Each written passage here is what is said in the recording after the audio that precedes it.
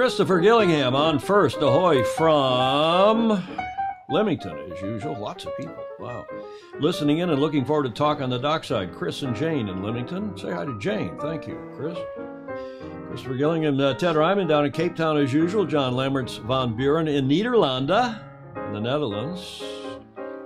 Oh gosh, John Lamberts, we mentioned, Rob Sternstein, Andrew Watson, Stingray up in beautiful Seattle, Bayrex M. Rosa, there's a new name, Jeff Ogle, Alex Hayworth, Baton Rouge in Charleston, I believe, Don Lunabos in Sonoma, across the bridge, Gordon Smith, evening, you lovely people, from Denmark. Here we go. 4, 3, 2, 1.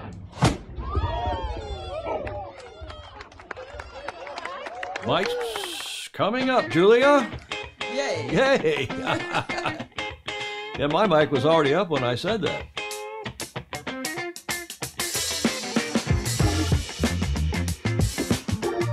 Okay. Nice Labor Day weekend, a long 4-day weekend for a lot of people. Not for us. I had to work yesterday putting this show together, but it's a pleasure. It's a work of pleasure for all of us. I'm your host, Tom Ehman. Of course, my co-host, Julie Vatican, is here with us in Studio B here at the Beach Street Yacht Club in San Francisco's beautiful Marina District, show number 451. Yay. Only 49 shows to 500, Julia. And then it's going to be a big... Put your mic a little closer to your mouth, would you? There you go. And then what? Then there'll be a big celebration of some kind. Some kind. Well, people are already writing in. If you have any ideas on what we should do for show number 500, like maybe quit... Well, we're ahead, maybe behind. Sayonara, let us know. But again, thanks for everybody for tuning in for this show. On Tuesday, the 7th of September, Labor Day weekend marks the end of our unofficial summer here in Canada and the U.S., so we're moving smartly forward now, we hope. After Labor Day, which was yesterday, Monday, and a lot of people were sailing in regattas, a lot of 2- and 3-day weekend one-day regattas on the Labor Day weekend. And a lot of barbecues. And, Julie, we had a barbecue here at the Beach Street Yacht Club. We really did. Hot dogs, hamburgers, coleslaw, guacamole. What else did we have? That's about it. Oh, we had a couple tequilas. Oh, well, of course we Tequila did. and soda. Yeah. So we hope all of you who were celebrating Labor Day, most of you in the world celebrated on the 1st of May. We celebrated here on the first Monday in September, and it's... as usual, September is the nicest month in the Northern Hemisphere. Yeah, it's the beginning of our summer weather. Yeah, here in San Francisco. Yeah. Exactly, September, October, and beyond. So I hope you had a nice Labor Day weekend.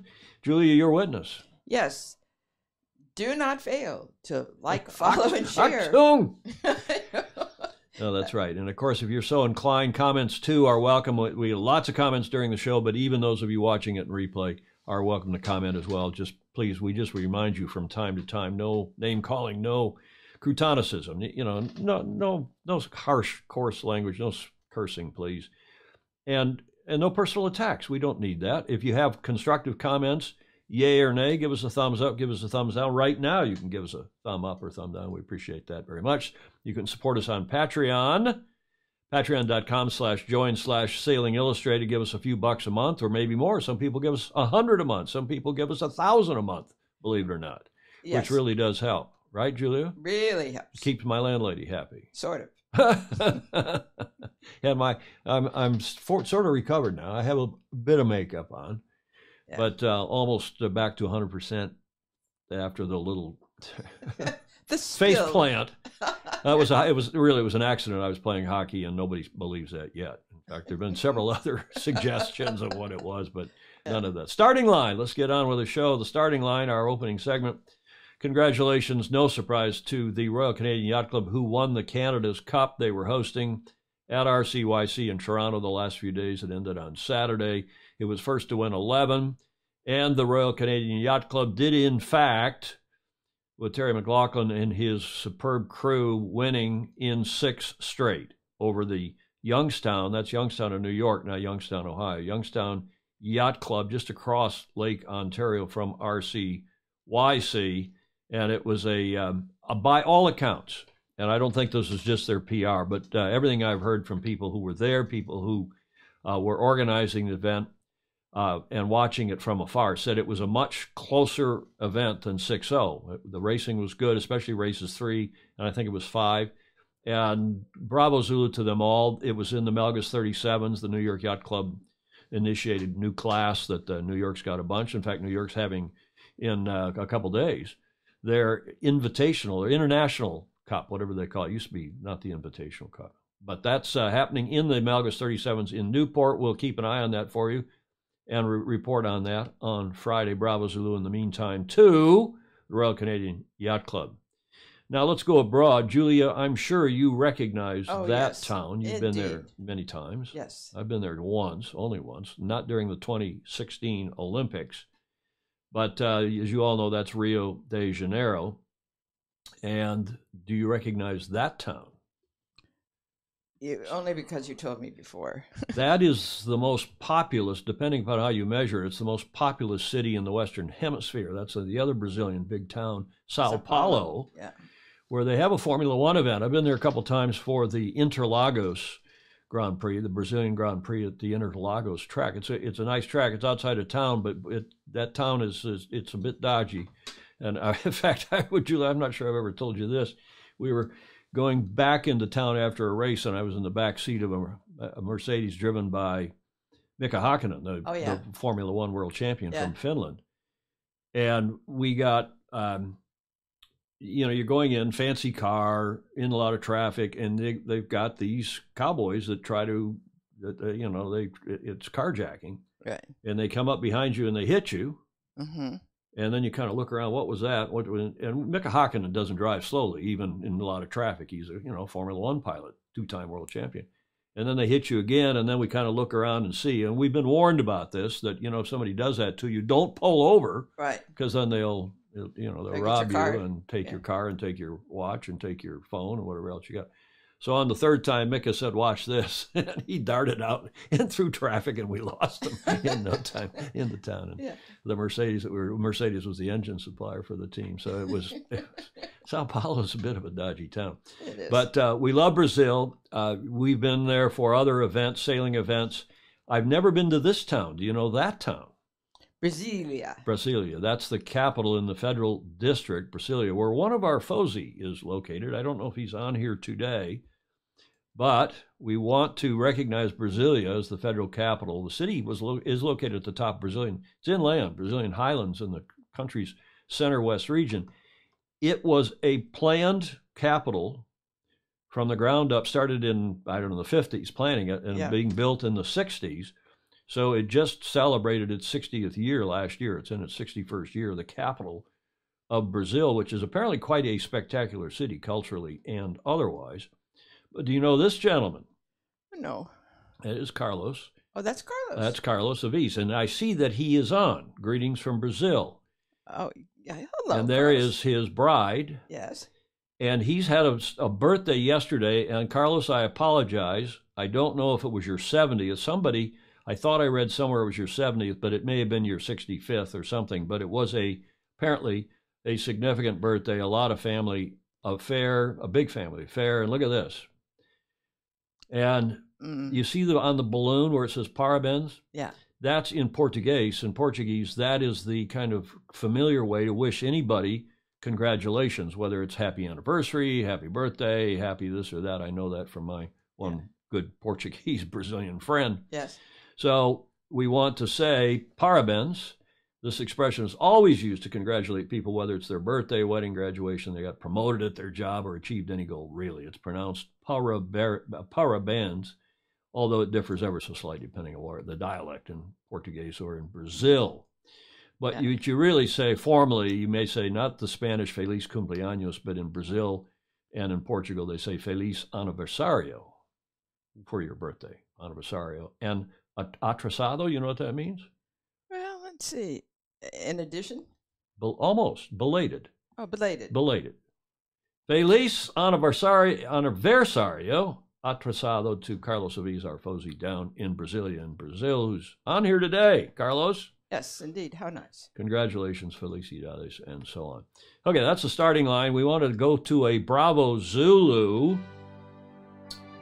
And this is maybe the best sailor in the world today, even better than Pete Burling and Blair Tuke. This guy continues to astonish. Sadly, he's not steering a team in the Cup, but maybe Australia will get their act together, or some other team will hire Tommy Slingsby, with whom I've done a campaign.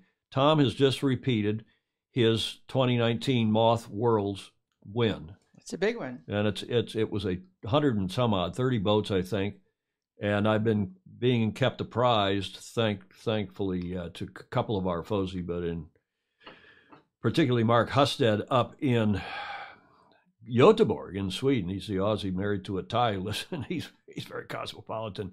But Slingsby had an astonishing series. He threw out a first and a second. You had 2 throwouts in the series, and he had to throw out a first and a second, I think.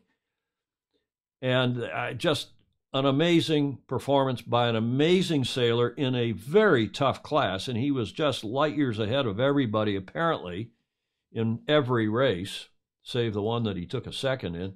Here's a quick video we got from Mark Husted just before we went to air. It's been amazing for me. And honestly, it's probably the best regatta I think I've ever sailed. I started well. When the wind got light and you had to stay on the foils, I was able to sort of sail really well and avoid the traffic and stay on the foils. Light airs isn't usually my strong point, so we had a lot of light races, and I was able to do well in those. So for me, it's really satisfying. I feel like I sailed really well, and it's a regatta I'll remember for a long time.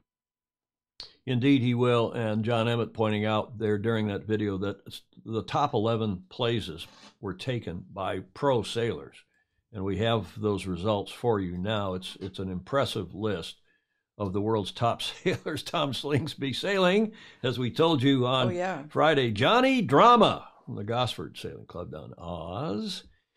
Ian Jensen Goobs sailing for it says Australia. CPSC, okay. And then look at the name, Julie. I thought you would really like this. Yes. The name? FOMO. FOMO. Does he mean the same thing that we do? For sure. He's young, just like you. Oh, yeah. Fear of missing out. Paul Goodison, Goody from the UK. Blood Eagle, Kyle Langsford, and he was 4th. And then my Trav, Francesco Bruni, finishing 5th. But wait, there's more. I'm in the top 10. Phil Robertson, also one of the top match racers and other types of, he doesn't just do match racing, that discipline. He was 6th. Rugi Tita from Italia was 7th. And then Nathan Otteridge, who slipped down a bit, finished 8th. And he, of course, representing the Wanji Sailing Club there in Wanji, where he's across the lake, or just, I guess, around the corner. From Jody Shields, our FOSI. And on down from there, Dylan Fletcher, another top sailor from Great Britain, sailing Jess, rounded out the top 10. Just an amazing job. And Live Sail Die pointed out, here is the Australian Sail GP team. I think I'm back in, Sail GP's back in my good graces, Julia, because I think they're going to let us be sure we can have videos without any problems. They were missing out. Well, our audience was missing out. Our audience loves Sail GP, but if I get another copyright strike from them, then I'll have words. But Slingsby, this was Live Sail Die pointed this out. Slingsby, misspelling there, is also the helm of the Australian Sail GP team, which has won the last 2 Sail GP events in Denmark, of course, the Rockwool event, and in the UK in Plymouth. The next event is going to be held in Saint-Tropez, starting this weekend. It's the 11th. It's not too late to go. Well, exactly. Let's get on a plane. Charter a plane, Julia. Let's go. Let's go. Other Australian Sail GP members were also in the Moth class, including Kyle Langford, we mentioned, Nina Curtis, and Kinley Fowler. A team that foils together stays together. Or maybe that should have been a question mark. That's a nice quote and photo from Live Sail Die, that esteemed Kiwi website that we like to talk about and like to grab things from because they do a nice job. Yes. Speaking of Sail GP, while we're on that topic, yesterday, Sir Russell announced a new team. The new Switzerland Sail GP team was presented this morning in Geneva, led by Sebastian Schneider. Just back from the Tokyo Olympics. He's a 49er sailor. Did, I think, 13th and 14th in the last 2 Olympics, respectively, or thereabouts. The latest team to join the Global Sports League is a young and ambitious Swiss team that will carry the colors of its partner, Linden Energy, around the world during the next 3 years. This is a major, quote, a quote now from Schneider, from Sebastian. This is a major new chapter for Swiss sailing. Our goal is to create a competitive team with the best Swiss sailors. We have to learn it first, but our aim is to sail at the front and compete with the best. This is some of his team. They haven't all been announced, and I don't have the names yet. The website was a little thin, but the sail and it wasn't included in the press release. But the Switzerland Sail GP team has been born from the Team Tilt. Remember them, Julia? Team Tilt, a structure founded in 2012 that provides support to young Swiss sailors. The team has shown its level of ambition since its inception, winning the Ball d'Or. That's the Ball d'Or Mirabeau. That's the big race from across Lake Geneva from one end and back. That goes on. Yeah, they've won that. In the D30 and the D35 trophy, won both in 2015, and they finished second in the GC32 Racing Tour in 2016. Team Tilt represented Suiza in both editions of the Red Bull Youth America's Cup, finishing 4th in 2013 and 3rd in 2017 in Bermuda. The team went on to win the GC32 World Championship title in 2018 and was runner-up in 2019. The last year was run. It was voted the best Swiss sailing team in 2019. So bravo Zulu to them as well, to Sail GP, which Russell's been working hard on to get the full complement of 10 teams and 12 events. He had this to say. Sail GP CEO Sir Russell Coutts said, quote, "We are very pleased to welcome Sebastian and the Swiss team to Sail GP." And note he's calling it a new expansion franchise because he imagines once they get 10 teams, they're up to 9 now, 10 teams, these franchises will become valuable and saleable. So, yeah, that's probably right. And that's his vision. That's his goal with Larry Ellison, who's been bankrolling the thing. This is a really, second sentence there, this is a really exciting moment for Sail GP as it takes us another step closer to grow the league to 10 teams and 12 events, providing a consistent annual championship for the world's top pro sailors. We look forward to watching Sebastian and his team progress in the league, and I am confident they will quickly get up to speed and be competitive alongside the best in the world. So those of you who are hoping for a German team or an Italian team, we're talking about that. When we told you we were hearing Swiss, we weren't just talking Swiss cheese, were we, Julia? Oh, but no holes in it. No holes in it. Hopefully our hearing is not holy. That's not correct. No. Welcome to the Swiss, bravo Zulu, and that brings the league up, we said, to 9 teams: Australia, Denmark, France, Great Britain, Japan, New Zealand, Spain, Switzerland, and, of course, the United States, led by that famous United American sailor, Jimmy Spithill, who, to be fair, does live in San Diego, married to an American wife whose kids attend American And he has school. dual citizenship. And he's either got dual or he's green. I don't know if he's what he's got. We're going to get Jimmy on here and have a catch-up with him. But bravo Zulu to Sail GP. And they're up to, what, 10 events now? I can't remember if they're on 10 events, and they've got a couple more to go. But bravo Zulu, regardless, they've just added their 9th team, one more to go to reach that round number of 10, which Russell's been talking about for some time. Let's stop there, Julia, and see who all is on. As I look at my new iPhone 11, seems to be working just fine. That's good. Purchased over the weekend, yesterday, in fact. Bill Nichols says, "One Design Racing keeps the cost down. I wish the top echelons of our sport would do a One Design event. Maybe they're no longer able to compete at that level without putting in the time." Rob Fry says, "It's wet and cold in Auckland, where it's starting to, well, it's not quite summer yet, but it's getting to be the end of their winter and going into, well, the 21st will be their spring, our fall, our autumn." Pedro Foiling Sailor, a.k.a. Peter Stevenson, is saying hi from Sydney. Jim Meyer up in Michigan. Everybody wants to talk about the weather. Thunderstorm warnings in southern Michigan. Everybody talks about the weather but doesn't do anything about it, Julia. I know. Huh? And Who said that? Was that Mark Twain? I Samuel Clemens? Somebody, one of our... I think so. Probably any number of other people said it as well. But they still say that, and I'm not sure that anybody has discovered any way to do anything about the weather. Including climate change. Was that a political comment from you? Yes. You're not a big believer in man-made climate change, are you? No.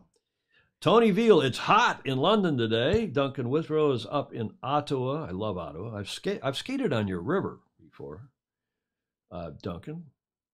Feed keeps interrupting every few minutes. Have refresh live button many times. Rob Sternstein is saying, okay, I'm not sure what that's about. We've got everything is nominal.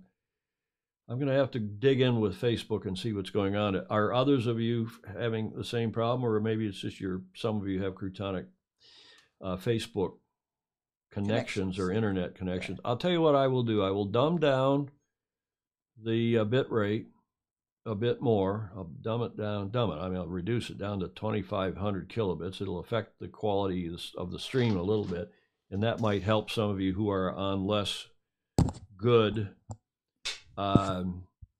internet connections. Ted Ryman says that Jenso Button, he's a Formula One pilot, got mugged in Sao Paulo. Yeah, it's a bit of a dodgy city, but I tell you, we had a lot of fun down there. We drank some caipirinhas. 70, Krasimir said he looks 50-ish. Yeah, I don't know how old. I thought his birthday, I mean, he graduated college in 75. I saw on Facebook. I wrote to him this morning, said, hey, how the hell are you, and how old are you? Didn't hear back, or at least I hadn't as of when we went to air, but maybe he's put a comment, because I did see him on here. I didn't see the comment. I guess a bit like Mini AC, a design as well as a sailing race. They're talking about moths now, because the moth, as you know, is not quite a both. Well, it is a box rule boat. Ben Nichols, nice if you can afford a single-handed dinghy for $50K. Yeah, that's true. They're expensive. Richard Goodrick, there's a new name. No new, yeah, there were some U.S. sailors, Ed Worley, but I don't know who. I didn't go down far enough in the standings, frankly, to find them. Rob Sternstein says he's very excited about his new team. I assume you're talking about Russell, but maybe also Sebastian. Who is the third dude from left on the Sail GP picture? I think that's one of the team members. I think he may be the team manager for Sebastian. I thought it, but there was no, unlike Robert Deves, who put captions under all their pictures for the OK Dinghy class and the Finn class.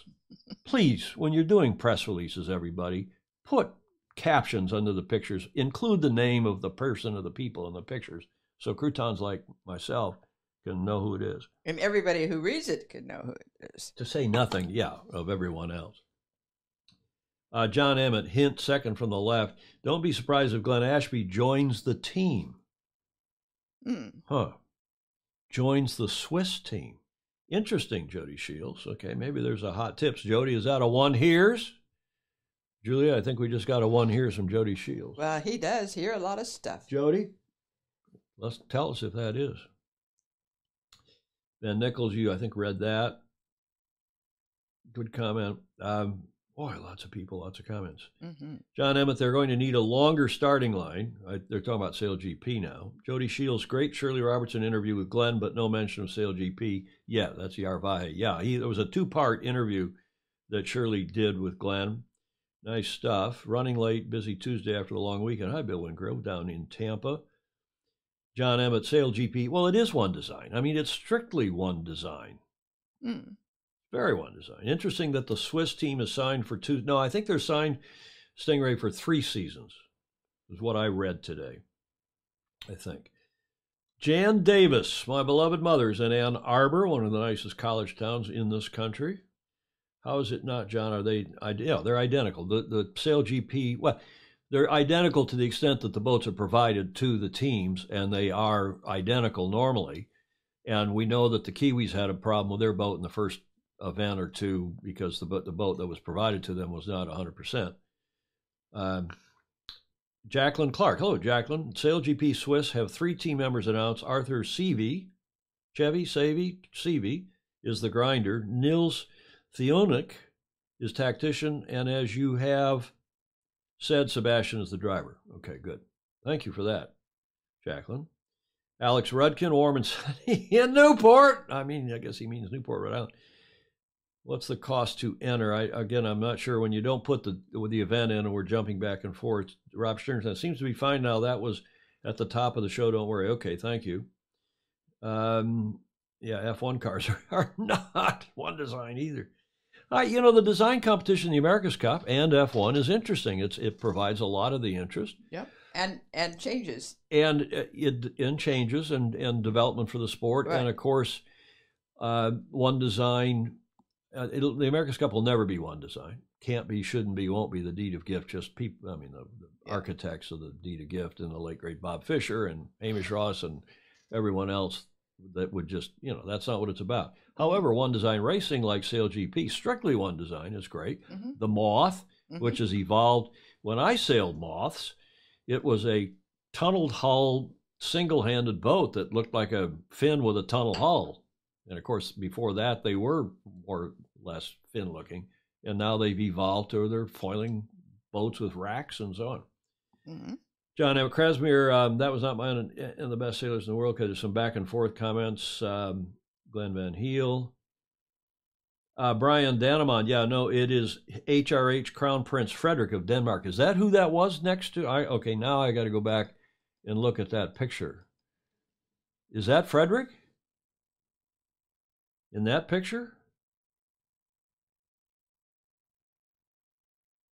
I thought he had he must have shaved his beard off. I thought he had a beard. Okay, so there we go.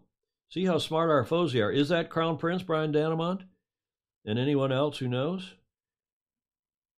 Who else would know that? Probably Mikkel. Well, Mikkel, if he's on, but he might know. Any of the Scandinavians might know. Mark. Well, let's see. We'll see in a minute, probably, for a comment from Brian or anyone else. Is that who that is? That's not Crown. That's not the Crown Prince. He's not Swiss. Now, in that picture, I think maybe you're referring. Europe was originally an international moth design. No, that's not Frederick. Come on, guys. Oh, it's the Sail GP Oz picture. Okay, that picture. Yeah. Yes, there is Frederick in the blue shorts, right? That's Crown there. Now he's got his beard. Now I recognize him. And I've met him a handful of times had dinner once or twice, and when he was sailing in the FAR 40 class, and I was chairing the jury for a number of years of the FAR 40 class. So yeah, there's the Crown Prince, who I think even sailed in a race with the Danish Sail GP team, if I'm not mistaken, when the event was in Denmark, in Aarhus a few weeks back. Yeah. And thank you, Brian Dannemond. Yeah, thanks, everybody, for sorting that out. Different photo, not him. Yeah, that wasn't him, but he was in this photo in Aarhus, and he hopped on the boat with the winners, as you would. He is a terrific sailor, and at the times I've met him, and by all accounts, everyone else says he's just really a first-rate guy, terrific guy.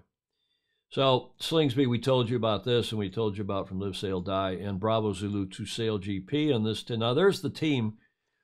It was in the photo from Sail GP, but I think only 3 of the 4 are actually named to the team. And I think the guy on the right, whoever that is this. I'm backing up now.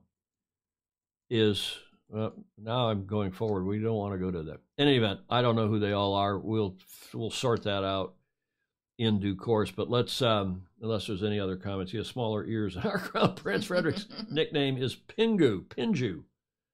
Okay, I don't know what that means. We always called him HRH, Crown Prince Frederick. Any other comments here? Ben Osborne, welcome to you. Javier Cuevas, Peter Dawson, lots and lots of people. Welcome to all of you. Again, Greg Newman, Father Newman. Okay, I think we've cleared up that confusion.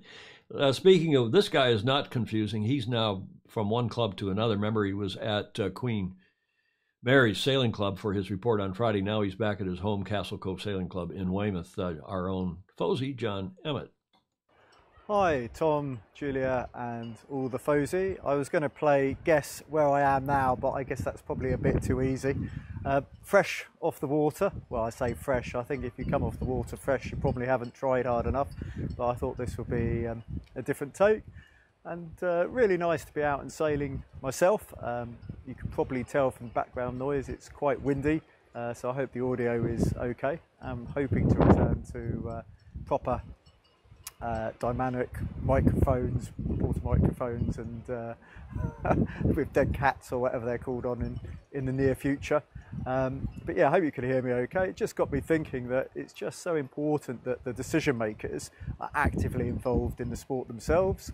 That doesn't necessarily mean to have competed at the highest possible level, but just to be, you know, truly passionate about the sport they're involved with. And decision makers, that's, you know, managers, that's team leaders, that's the people who are involved in the class associations and the governing bodies, and probably more importantly, the people on the water, you know, sort of race officers and juries, technical officers, this sort of thing. And actually it does make me think maybe I would like to be a race officer in a few years' time, because I think that's such an important thing, because you know, we want the best people to win and the fairest possible racing, and it's a high skill task. We really shouldn't underestimate that. So that was my main thought. Just finished the Moth Worlds recently. That's what's been catching my eye, and there's an awful lot of runners and riders who are not only full-time sailors at the highest possible level, but actually they've been doing it for a very long time. So a little shout out to my friend David Hyvey, who had an absolutely amazing regatta, and he's a school teacher here in Devon, so it just goes to show. And he's obviously an incredibly good sailor. He was actually one of the first people in the youth squad I coached, which is now making me feel very old. So he came from a laser background. He's now teaching, and superb performance at the Moth Worlds, which it just looks like a professional event when you look at the runners and riders. And of course, Tom Slingsby, you know, he did a fantastic job, and probably not that many surprises for people who had followed the build-up of the event. But yeah, I hope we have a great show. I think there's an awful lot going on in September. The rumour mill in terms of Lincoln Circuit is very rife at the moment. What events are going to happen, what events are not going to happen, what events are going to have a change of venue. It's WhatsApp crazy, but looking forward to a really good show. And I'm going to try and get to one of the local events next week, just to show some of the wonderful sailing that we still have going on. Believe it or not, it's sort of summertime still in the UK. Just. Okay, see you soon. You see all these comments about his beard. Yes. Somebody said, "Oh, he looks like he's trying to get a Gillette sponsorship." Oh, somebody else says he's lost it. And Rob Sternstein is saying the beard looks good, John. The beard looks good. Lots of thumbs up. We love John's reports. We have a report, our second report at the end of the show, from A. Fozy, checking in from his club down in Houston. So we'll have that. Yarvahi and Yarvahi and Krasmer and Almoff are going back and forth about SailGP. Yeah, I think John, what he was too modest to say was whether or not he qualified for the Masters. I assume he did. I'm sure he did. Julia, keep an eye for comments. Okay. Because I haven't seen whether he was sailing at Queen Mary Sailing Club there on the reservoir south of Heathrow last weekend, and that was to qualify for the Masters, where he has been several times world champion. You know, they have different age groups, kind of 10-year age groups. Scotty Ferguson, who's the new design coordinator for American Magic, has also been a Laser Masters world champion. So bravo Zulu to him as well. But John, tell us, did you qualify, and when and where are the Masters? So we'll be sure to follow that. What sailing club is John at this time? Well, I'm glad you asked, because, as usual, we do a little geography lesson here. He's at the Castle Cove Sailing Club down on the south coast. You can see Southampton and Portsmouth and the island there of, this of course, is the Isle of Wight, and there is Cowes, and the famous race out to the way off to the south coast of Ireland and back. Then, well, now it finishes over here in France. Portsmouth, which has been the HQ of Sir Ben Ainsley's, Sir Ben Ainsley's team. Ineos Team UK. Southampton, the site of the big, well, the show, is the show going on over there, guys and gals? Southampton. And a great town. And I still think this is the second most likely, other than Auckland, the second most likely place for the Cup, whether it's in Southampton or out here. It's apparently not going to be in Portsmouth, but I digress, because over here at the Castle Cove Sailing Club is where John has been reporting from. That's his home club in Weymouth, and that's what it looks like. See, we got to. I did not coordinate that with Stingray. Ask us about this club, but that is the Castle Cove, the esteemed Castle Cove Sailing Club, and they got clubs like this all over the UK. You wonder why. Of course, they have a lot of water and a lot of coastline, and a lot of people living, like New Zealand and Australia, close to the coastline, and France. So the Castle Cove Sailing Club in Weymouth is where he was reporting in. But I shall never forget this image that we played on Friday's show. You'll never forget. Come on, Julia. I know. It's clever. It is. You'll never forget your first cadet. Yep. You'll never forget your first what else? Win.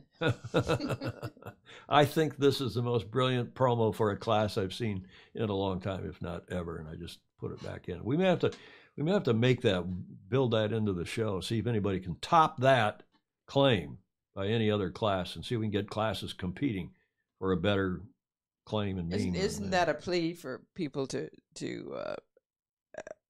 coach? Coach? No, I don't think so. I think it's a recruitment. Yeah. For the cadet class, which is the class that kids go to after the Opti. They go to a double-handed class, is the typical path in the UK, and a nice class it is. Let's go to back to the comments, Julia, and see what people are saying. So that answers your question, I hope, Stingray. Frederick is as tough as old boots. He has served on Greenland. Amongst other military postings, he is a marathon runner as well as enjoying competitive sailing. Thank you for that, Gordon Smith, who, of course, lives in Denmark. John Emmett says Southampton Boat Show starts next week. Good. Okay. AWS Sullivan. Okay, there's a couple other comments here. Just scrolling down quickly. Emmett, yep, thank you for that, Julia. The boat show is on, but minus lots of exhibitors. Yeah, they've got the COVID. I mean, this Mu variant that we told you about a couple weeks ago and talked to briefly. Guess we have to get to, at some point. We don't want to make this the COVID show, but we better get our esteemed Dr. Mr. Andrew McIrvin back on here if this thing continues to. Speaking of which, he just got high praise in the Rules 69. Blog by Magnus Wheatley. He did indeed. It was a really nice piece. Absolutely. Magnus writes, well, good stuff. Well done, John. You're too modest. Okay. So I guess John did qualify. Ben Nichols, you just pointed to my house. Shh, it's a secret. Jody Shields is saying, apropos of that last slide, he said, you'll never forget the first time you got it up. Foiling, of course. Which he did. We had that video of him last on Friday's show, and he was up with he's become a winger. Yeah. A wing foiler.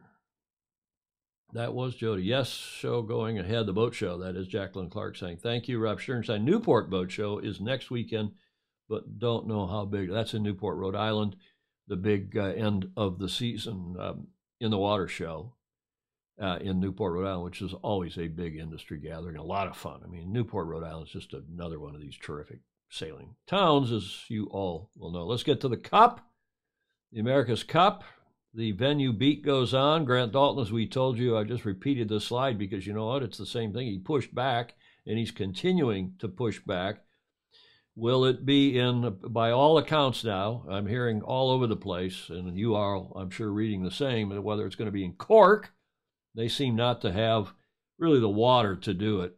They've got problems orienting courses up there, and it looks like the city fathers and the government, the central government, are all saying maybe, we don't really have the wherewithal to pull off this. They have, whoever comes up with this, the announcement is supposed to be on or before the 17th, and one hears it's going to come before the 17th. Oh, yeah? Yeah, how's that for a hot tip? One hears. Well, I'll believe it when I see it. But Cork doesn't seem to have the moxie to do this. Valencia, we saw the article from Richard Gladwell and a couple others saying, it looks like Valencia's getting back in the mix, and maybe the government is getting into it, and there's some private business. I'm talking to my sources in Valencia. I don't believe it for a minute. Besides, whoever does, they all have to put up 15 million somethings. I don't know if it's dollars or euros, cash on the barrelhead before the 17th, before the announcement date, in order to be announced. And if they put it up and then they don't get selected, they'll get it back. It's not like it's refundable, in other words. But the betting continues to be that it's flying off to the Middle East. And today, the rumors, the drumbeats that continue, that it's not Abu Dhabi, where I had been hearing a long time ago. It's continuing to sound like Saudi Arabia is, specifically Jeddah, is the town. And they have offered, we've heard reports of between 100 million somethings, whether it's dollars or euros, between 100 million and 200 million. And it's probably more likely, Julia, it's probably 100 million cash, and that'll fund the team, and then a whole lot more in kind to fund the event. You know, bases for the teams. And follow the money. So follow the money, indeed follow Formula One, because this is the F1 circuit. It is the fastest circuit, reputed to be, in terms of speed in the world now. And look at it, it's purpose-built there on the water for a Saudi Arabian Grand Prix, the first ever, on the 5th of December, which will be the penultimate Grand Prix. And as you said, Julia, follow the money, but that's what's going on. Now, the Grand Prix, scheduled for the 5th of December this year, the first one in Saudi, the Grand Prix has received criticism from Amnesty International and many others on the grounds of human rights in Saudi Arabia. Saudi has denied the Grand Prix was ever being used for sports washing. Have you heard that word? No. That's to whitewash your reputation, to clean up your reputation, to cleanse your reputation. Yeah. So sports, by using sports. Yes. Sports washing, arguing that the race is part of a process to open up Saudi Arabia to the outside world. Well, I don't know about that. That, as I said, is the second to last Grand Prix. The famously good Formula One pilot, Lewis Hamilton, who, of course, is a Brit and has won the world championship now X many times, who, by the way, his first sponsor was our company. Ron Dennis came to me and said, hey, we got this great young kid. I kid you not. This great young kid who's driving karts here in the UK. We want to get him on board, move his family to London. I need some sponsorship for him. Will you? And I was the sponsor manager for West. Will you get him? Yeah. And I went to my bosses. I think I've told you this on the show before. And we gave Ron Dennis some money to help move Lewis Hamilton into F3, I think, out of karts and into some open wheel racing. But this is taking a lot of criticism. That is the Grand Prix. So I started looking around this morning at some of the renowned sites about safe travel. And I'm not going to go to the U.S. The U.S. State Department. God, the U.S. State Department tried to claim credit for bringing those people out of Afghanistan, and it was some veterans and some private money and Plan B. Yeah, and they're trying to claim credit for. Our State Department is so croutonic right now. But this travel is abroad website. It's called travelsafe-abroad.com. Is highly reputable, or so I'm told, and it seems, and I've checked around on some others. And let me tell you what they had to say about Saudi Arabia. You got to take this with a grain of salt, but nonetheless, they're in the business of promoting travel to places, including to places like Saudi Arabia. So, how safe is Jeddah really? This is from that website. Saudi Arabia is one of the most closed countries for foreigners in the world. Now the country opens. Notice it's not is opening, it's opens for travelers. In the present tense. But you should know, many of the Saudis do not like foreigners, especially Westerners. Jeddah still falls under Islamic law, so travelers should read, understand, and follow the guidelines in Saudi Arabia, the article below, to stay out of trouble. And they go into some length about what you should do with Sharia law and so on in Saudi Arabia.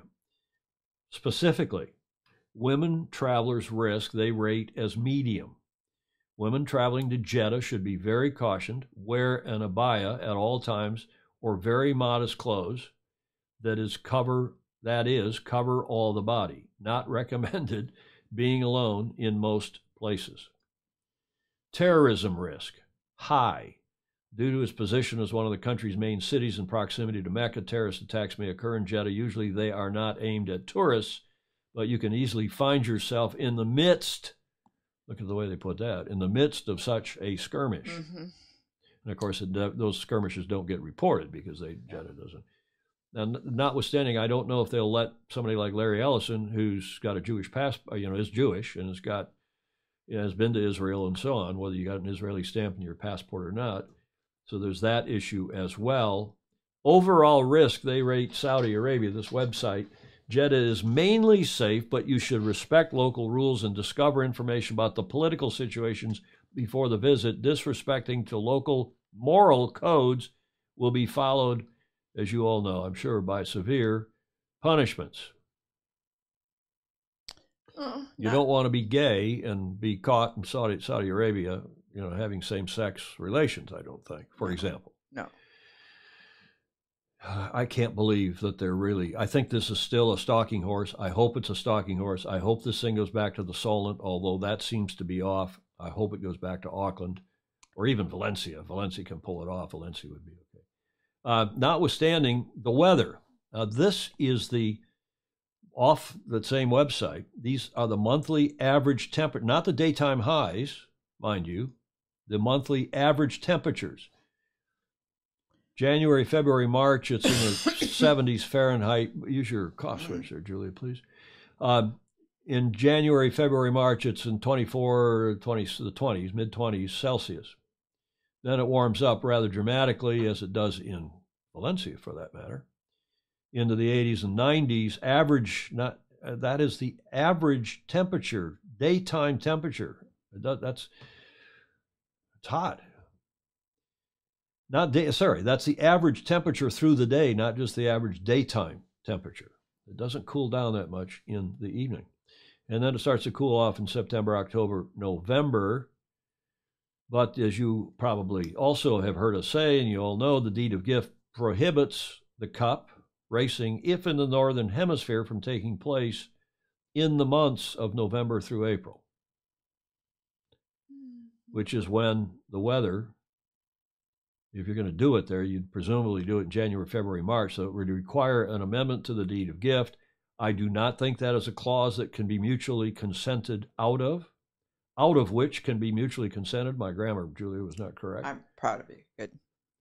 Because, in fact, when the Royal Perth Yacht Club wanted to host the event down under, they had to go to the court in New York and get the deed amended so that they could host it in their Southern Hemisphere summer, which they did in Royal Perth, and they hosted it in October, November, December, January, Feb. And likewise, New Zealand has been hosting it in December, January, Feb. Okay, I digress. Why wouldn't that pertain to? Because they're in the northern. Jeddah's in the Northern Hemisphere. Oh yeah. Good question. I mean, good. That's exactly the point. Yeah. Exactly right. So there's Jeddah. There's the waterfront, and there's not much breeze. But follow the money. $100 million apparently cash on offer, which would fund the team that apparently doesn't have any money to speak of anymore, other than a few bucks that have been carried over from the last Cup. That is Emirates Team New Zealand. Now, our good friend Richard Gladwell has written another article today on his esteem, and he's one of the great yachting journalists, but he's also a Kiwi fanboy, and that's not me, that's what all of you say about him, and he probably would tell you the same thing, although Richard might moderate that a bit. But Gladwell's line, clock running down fast for a late Kiwi hosting bid. And this, again, it sounds to me like everybody putting pressure on New Zealand to come to the party with some real money to get this thing working so that it can be held in New Zealand in 2024, not in Jeddah, not in Cork, not in Valencia. God forbid it's in Jeddah.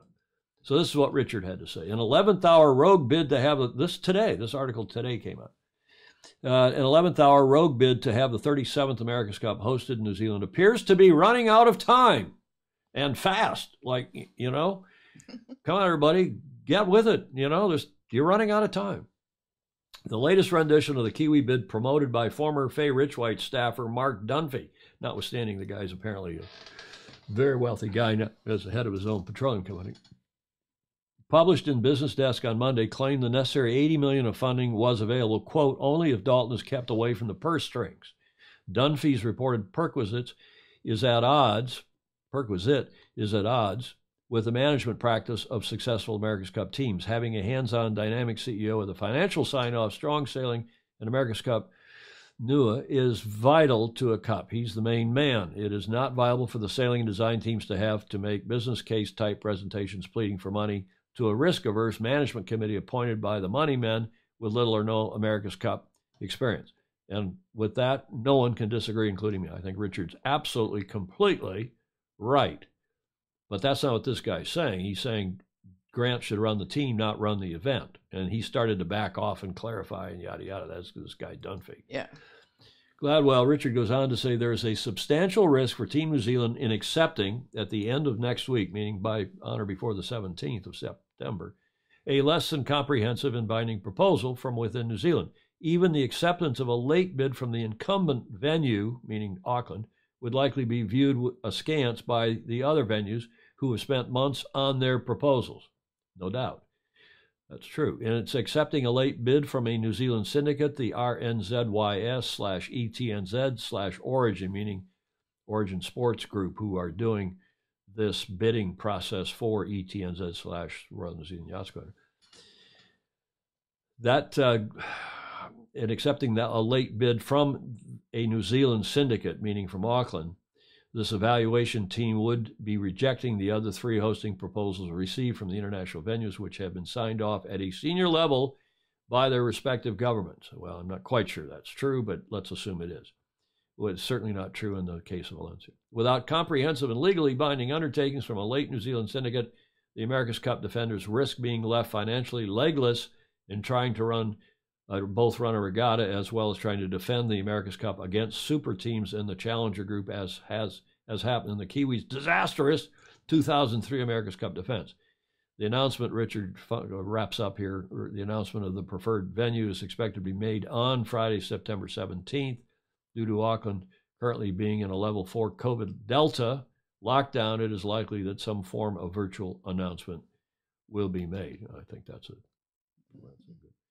So that's Richard Arfosi, Richard Gladwell. It's probably time to get him back on. And of course, they're talking about this guy who has come to the fore and said he's called a rich lister in Auckland in New Zealand.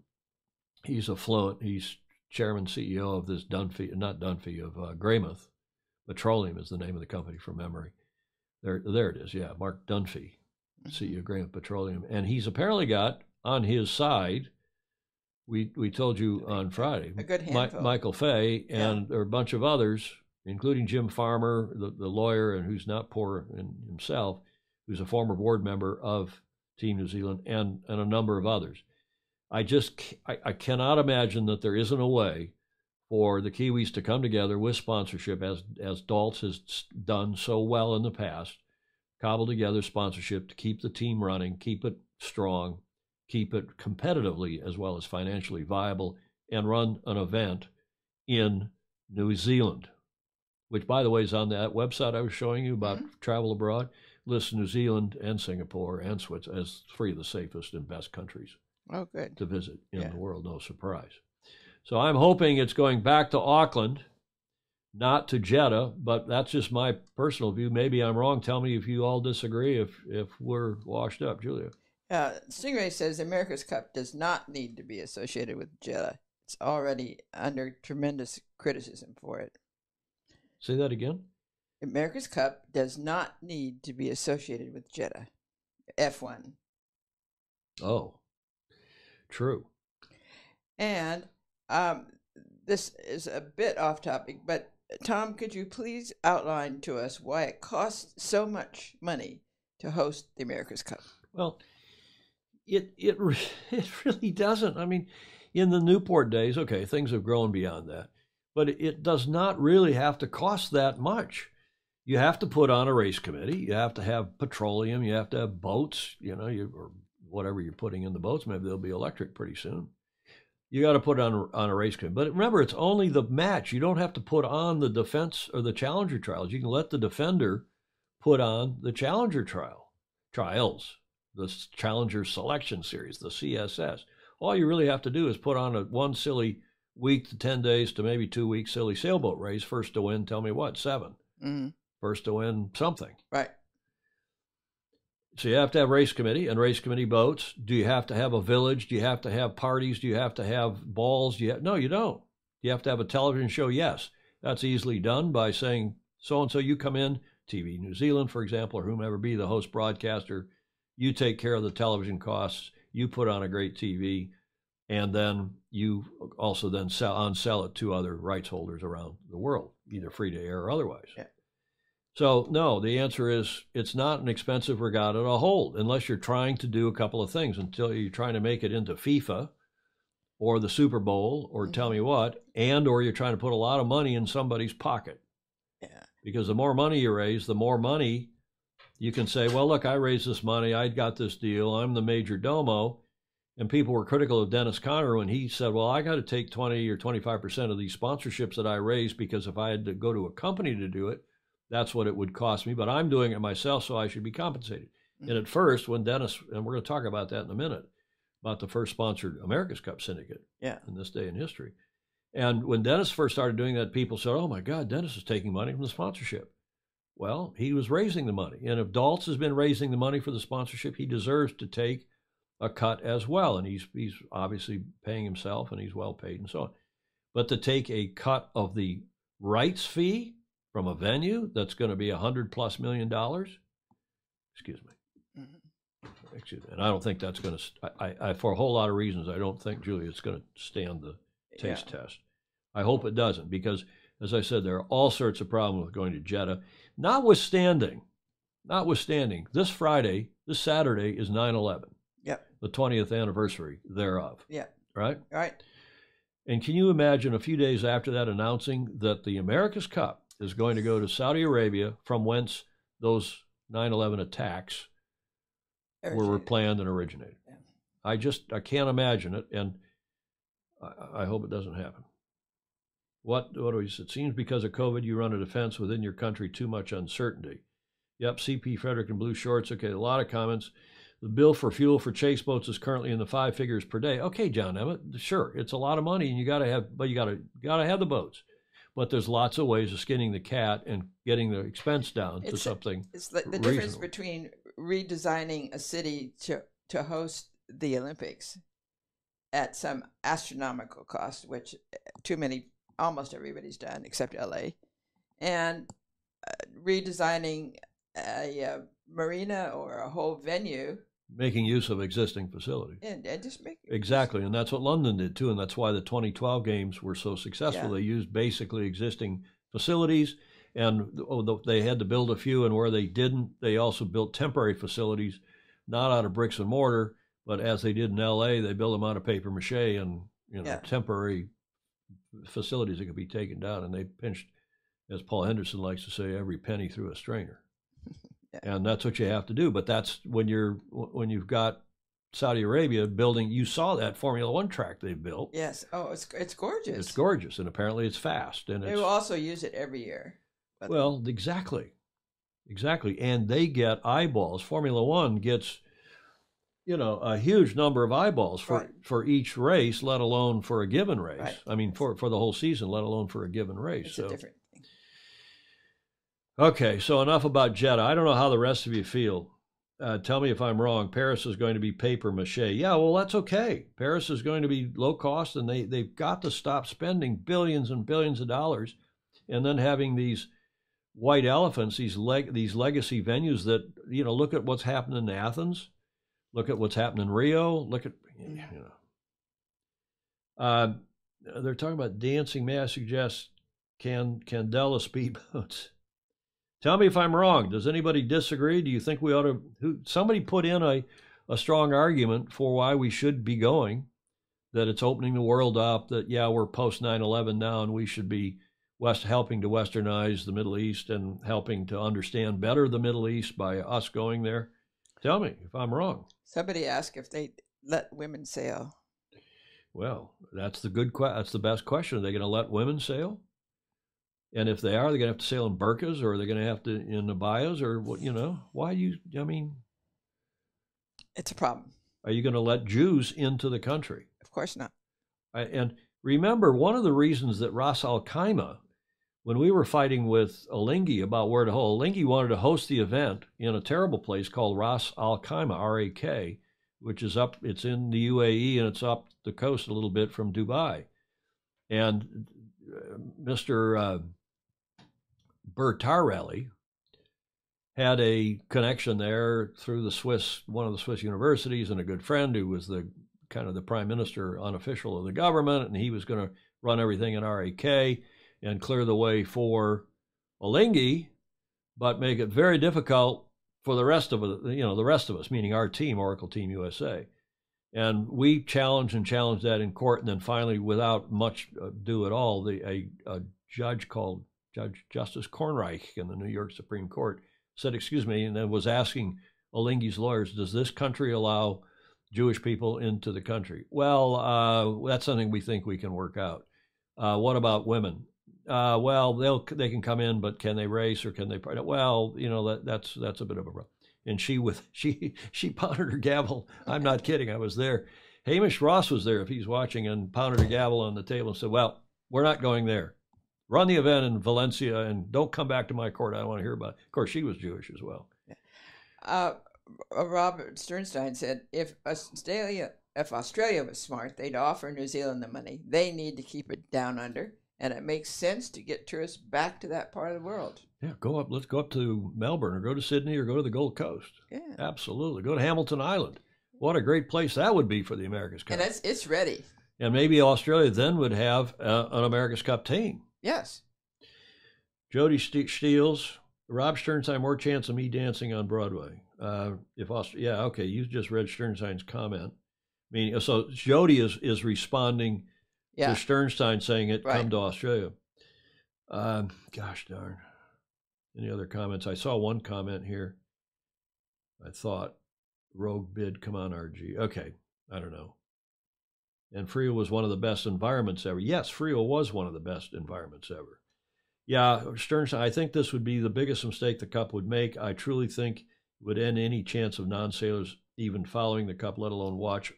Well, I'm not sure that's true. I think people would watch, and maybe it'll bring in a new crowd from the Middle East and from wherever else to watch it.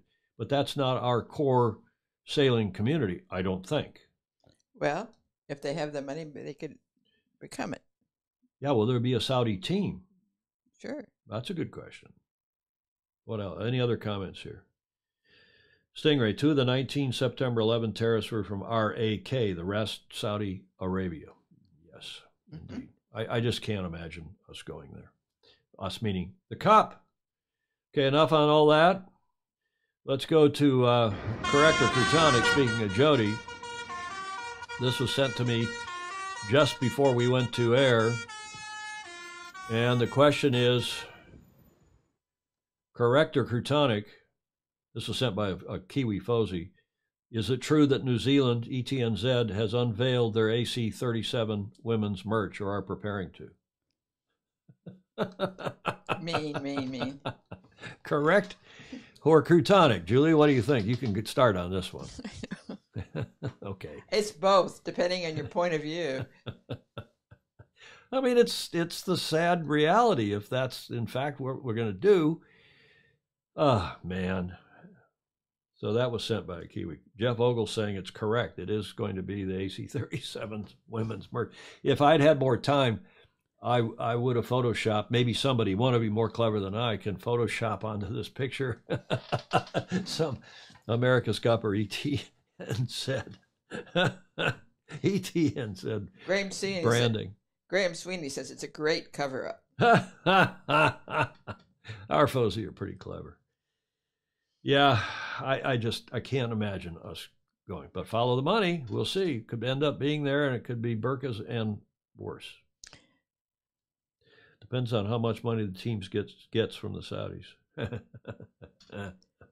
Pedro says it's very, very sad. It is sad.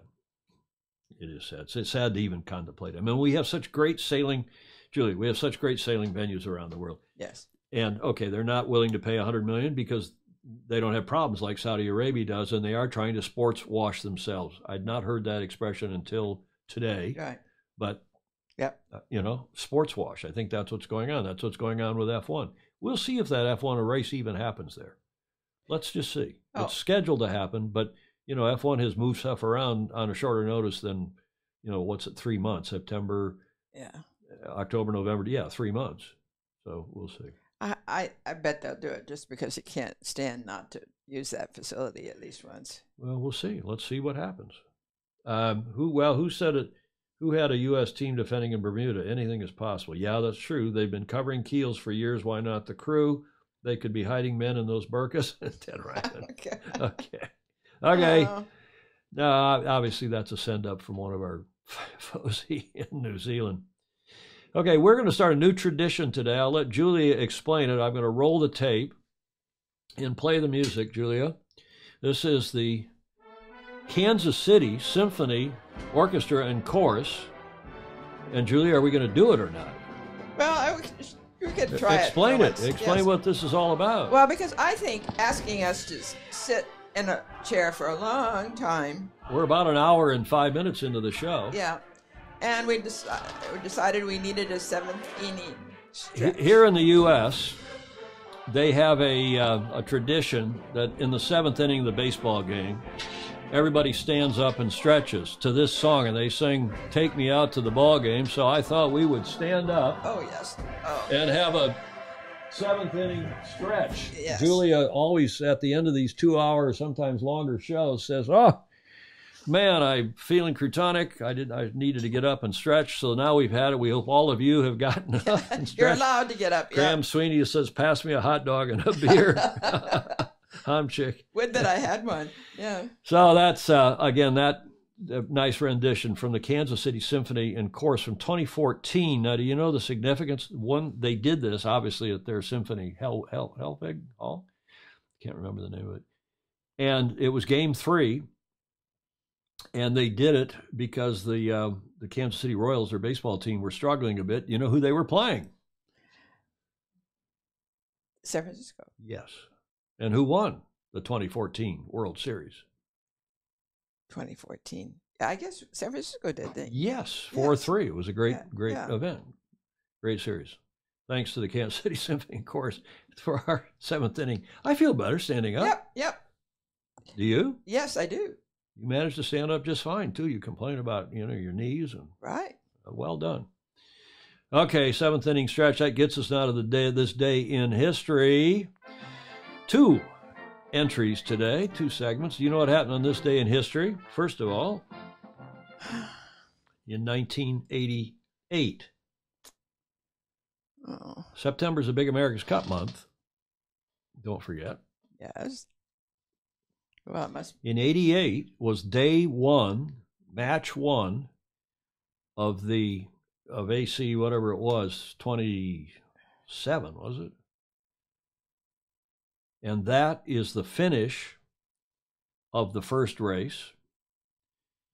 And that is the first time on that catamaran of Dennis Connor's winning that race that advertising was displayed on a yacht in an America's Cup race. 1988, Stars and Stripes wins race 1, first advert, as you would say down under, during an AC race. And they had branding, you can't really see it, but they had branding on the hulls as well.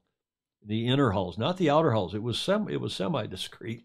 And then Dennis put his big Diet Pepsi Jenniker up for the long reach into the finish line. I remember in those days, not in those days, but in a deed of gift match, it's first to win 2, so it's best of 3, and you race on alternate days. So the next race was a day later, 2 days later. And the first race is a 13-mile legged, 39-mile total equilateral triangle, 13 to windward, 13 reach, 13 reach. And then the second race is 40 miles to windward and return. 20 miles to windward, 20 miles back. Oh, I didn't realize that. Yes. And then the third race, if necessary, is another one of those equilateral triangles. Mm-hmm. Or do I have that backwards? I guess I have it backwards. It was 20 miles to windward and return was leg 1, and then the equilateral triangle, and then another 20-mile windward lord. Hamish Ross will somebody remind me on here. I can't. Hamish has been posting a lot of great AC history on his Facebook channel. Yes, he reminded me of this. And this was Stars and Stripes winning race 1 during the 88 Cup. Here is a video of that win, a brief one, and the press conference aftermath. Convinced he had nothing to fear or just bored, he sailed to a 1.5-minute lead, but then appeared to intermittently go for the handbrake. With the Cup reduced to a new level of boredom, Connor cheerfully accepted the applause, winning the race by a staggering 18 minutes, 15 seconds. Dennis Connor coming home a winner was always fairly predictable. Even so, there'd still be those asking just how hard he'd really tried. And it was that question which ignited the ill feeling between the two camps. If that is the best that Dennis can do, then I think it's a disappointment for him to be defending in the America's Cup, because I feel the boat could have gone a lot better than what it did. Can you answer that, Dennis?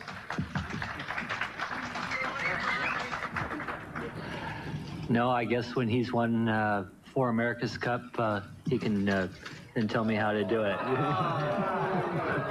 I think we would have had much more respect for our opposition if they had sailed it to its full potential and we had been beaten by an hour and a half rather than 18 minutes.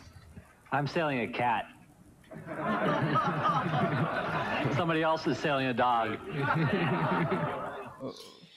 Yeah, Stingray had that. I brought a cat and you brought a dog, and that's the late great David Barnes, who died a couple years ago, I guess now, and terrific guy David Barnes was, and he was a class act and a gentleman. That was Michael Fay through that whole event. That was day 1. That was race 1. Excuse me. Dennis looks great. Dennis does look great. He did in those days. He did.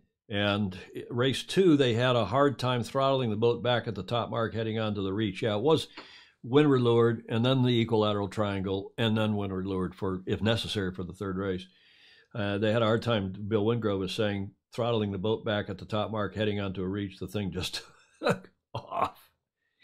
Oh, that was an ugly series. The Coma off Point Loma, as Peter Montgomery and you remember that? I miss Peter Montgomery. Well, he's still around. We got to get him on the show. We should. We got to get him on the show. So that was this day in history. In 1988, race 1, and of course the post-race presser, and race 2 was even uglier, as Wingrove and others have said, and the post-race press conference devolved into everybody had a few cocktails, sadly, and I had my mom and dad there because I was running this cup. Yeah. And I said, come on out, you got to see this, I'll get you on a VIP boat, and yada, yada. And they came out, and then I said, come on to the press conference, we'll all go there and watch this because a peace will break out. We'll have a big show of sportsmanship and shaking of hands, and we'll bury the hatchet, and this will be the end of 88, and we'll move on to 92 with IACC boats, which we'd by then been working on, including some of Michael Fay's people. Well, that didn't happen at all. There was a fist fight up on the stage, shoving match, I should say, and some very angry words between Dennis and John Marshall and Bruce Farr, the designer of the big boat. And when I write my book, we can write about some of that. Yes. When are you going to write your book? I don't know. We'll get somebody to ghost write it first, but there's some memories. That's on this day in history. AC-27, race 1 in the post-race press conference. Dennis did then increase his advertising. He put for race 2, he had some advertising on his main. Tobacco advertising before that was already frowned upon. He had 3 big sponsors, Marlboro, Merrill Lynch, I think, and Pepsi were the 3. Now, also on this day was race 1, 7th of September, of the America's Cup 2013 here, and this is a video I thought you would enjoy. Have a look at, I think I may play the whole thing. It's only 4 minutes long, but have a look. Race 1 of September 7th, John 2013. Novice video. Emirates Team New Zealand versus Oracle Team USA, a John Novice video. Wind of about 18 knots, and the tide was a small flood. Here's counting down to the start.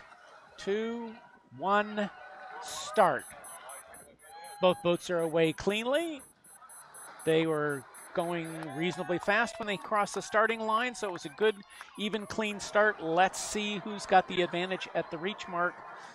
A lot of jockeying right there. Looks like Emirates Team New Zealand has got the lead at the reach mark.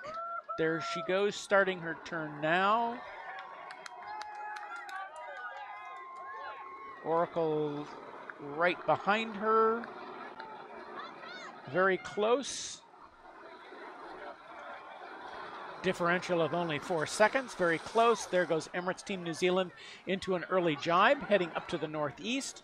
We're on the south side of the course looking north. Oracle Team USA waited for a while, and there's her jibe.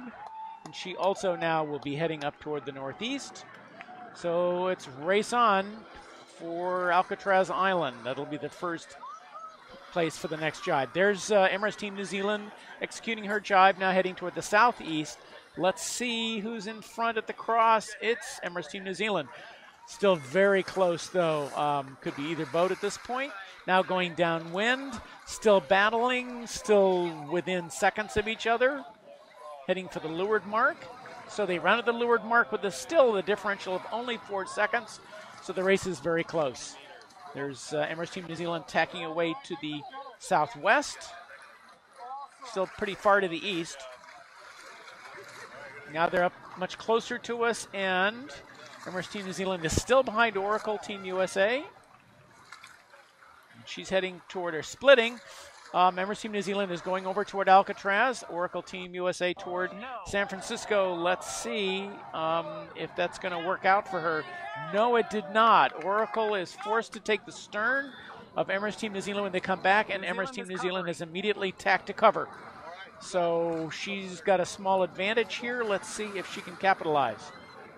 Again, that's Alcatraz Island in the background. We're looking to the northeast from near the Golden Gate Yacht Club. There they are, boat on boat, going upwind. It looked to my eye like Emirates Team New Zealand was slightly faster and was slowly reeling Oracle in here. Further up the course toward the Golden Gate Bridge, heading for the windward mark. We can see that New Zealand has stretched her lead a bit. She's tacked over again to cover Oracle Team USA here. That's Marin County in the background. There's the Golden Gate Bridge. Pretty soon we're going to see the windward marks, plural. There's 2 gates. They have their choice of either one. There's one of them there. Now the boats are up near the windward mark. Let's see, Emirates Team New Zealand is getting ready to go around the windward north gate. And the windward mark differential is 25 seconds. So she's stretched up about a 20-second lead up. Here they are coming down past Alcatraz Island. Emirates Team New Zealand is considerably in the lead here. And we can compare the 2 boats and find that she's going considerably faster, significantly faster. Now further downwind, heading for the leeward mark for the last time before the finish. And at the leeward mark, the last leeward mark, the differential was 34 seconds, so the lead increased. And the finish differential was 36 seconds. Still a relatively close race.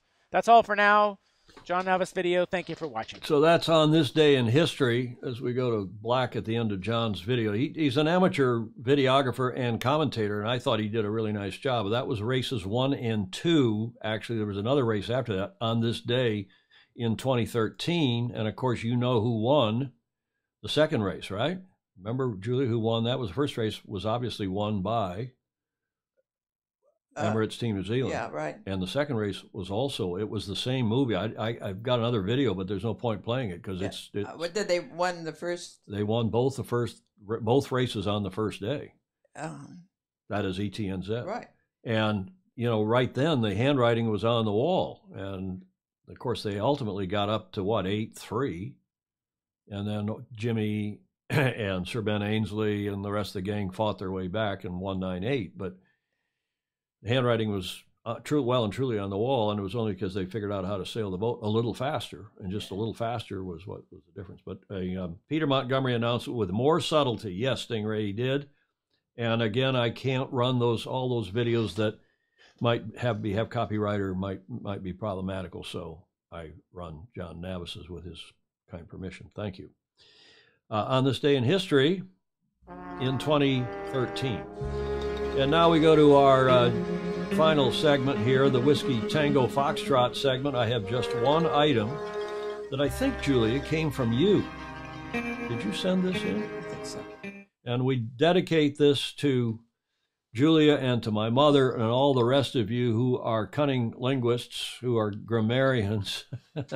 You can hit me over the head, but it won't matter. I've still got 2 black eyes with, well, the makeup doesn't look too bad. I don't judge people based on race, creed, color, or gender. I judge people based on spelling, grammar, punctuation, and sentence structure. And it's the only one I'm running today because I thought, Julia, that was apropos of Jeddah. It was apropos of a lot of things that are going on, and I dedicate that. Thank you for sending that to my beloved mother. Yeah, Jacqueline Clark, we're back on that video, on that shot when Russell and Sebastian announced the team. Was the third man Nick Walker from London Energy? That's who I thought at first, but I couldn't find it anywhere. There was no caption anywhere, and I tried to find a picture of Mr. Walker and couldn't find that either. So that's way back on the Sail GP segment. I don't judge people based on race. We don't judge people based on race, creed, color, or gender. Why do some cultures do that, I wonder? Because it's easier. You don't have to make any decisions. Ridiculous. On that basis, I would be judged very poorly, John Evans. Yes. Okay, that's about it for us. We've just got the finish line left here, Julia. Any other comments we should look at? I'll do the finish line while we're waiting for this. I just wish the world would settle down a bit. Don't we all? Don't we all? Well, I feel better having done that seventh inning stretch. Yes. Huh? Yeah, I do too. I'm getting a text here. Also, this day in history. What is this? Yeah, we can't cover everything on this day in history, but Paul Homchicks just sent me a text, and thanks for that, Paul. But as to the finish line, two things to report. The Star Worlds has today, again, had no wind up in Kiel, and they've gone 2 days without racing. Is that wind or wind? Wind. No wind. They've been ashore, they've been kept ashore with 3-4 knots out in the strand, off the strand out in Kiel. So the Star Worlds are kept ashore. Now, they did announce a couple days ago, I'm very pleased to see this, that their 100th Worlds next year, the 2022 Worlds, will be Eastern Yacht Club in Marblehead, Mass. And Julia, maybe we should head out there and do some live like we do for Gov Cup and a couple other events now. We should head out there and cover the 100th anniversary Star Worlds, because I'm sure they'll get a lot of people like Dennis Conner and Valen Burnham and a lot of Freddie Loof and a lot of the other great star sailors from around the world, and cover that. Before we go to this last little video clip from a Fozy, I thought what John Emmett said something I thought it was particularly important, Julia, and he said, maybe when I get older, he said, maybe in a few years, I'll become a race officer. Mm-hmm. Isn't that what you said, John? He did. And it is so important that we have people who are experienced racing sailors who are judges, umpires, and race officers, not people who come off the beach and say, oh, I'd like to do that. I think maybe I could be pretty good at that if you'd let me. And one of the things, if Clark Chapin's on here, will tell us or remind us that at our little club in Michigan, it's a requirement that everybody who races must take a turn or two on the race committee boat or more each summer. And, we all learn to be race officers, and when you're the race committee, you have to hear protests, as a lot of clubs do. The race committee of the day often hears protests. Sometimes they have a separate protest committee. But I commend that to everybody, and I'm sure John Emmett's right. These clubs that have, some have, even here at St. Francis, we have a professional race manager, but the amateurs tend to go out and run the races. The race manager does the paperwork and does the finances and does all the organization between it. But they get to be very experienced, too. Well, and at St. Francis, you've got, 250 or 60 days of racing afloat, right? Yeah. Some huge number. So bravo, Zulu, really, to the star class. I'm sorry that they don't have any racing yet. I'm sure they will up at Kiel next year, though their Worlds in Marblehead, Massachusetts, here in the States, in the Northeast, at the esteemed Eastern Yacht Club. Now, you know who that is, Julia? Yes. That is Jonathan Frank. Yeah. And he is our second Fozy to, like John Emmett, who's now sending us a video of what's going on in his neck of the woods. And he also has a similarly, I think, very good point at the end of this video. Hello, Sailing Illustrated. Tom and the rest of the Fozy from the great boat Sur Reserve here in Galveston. And as you can tell in the background there, our sailing school has the kids out and racing in the Picos. One of the neat things about Sea Base Galveston down here is that this facility was designed with scouts and kids in mind. So it's great to see the kids on the water. We need more of them out there and more people doing it. So back to you. Stay safe. Go sailing. and teach a kid how to sail. That's it. Teach a kid how to sail. Yes. If we all, you know, my dad used to say, if we just would all walk down the street and pick up 1 or 2 pieces of paper, we wouldn't have litter problems. We wouldn't need the city spending tons of money picking up crap and trash off the. But what Jonathan just said, I think, is key. Teach a kid to sail. If we all spent the time to one-on-one take somebody, invite them onto the boat. I was one of those kids that got to be taught. Well, exactly. And Dennis Connor went down and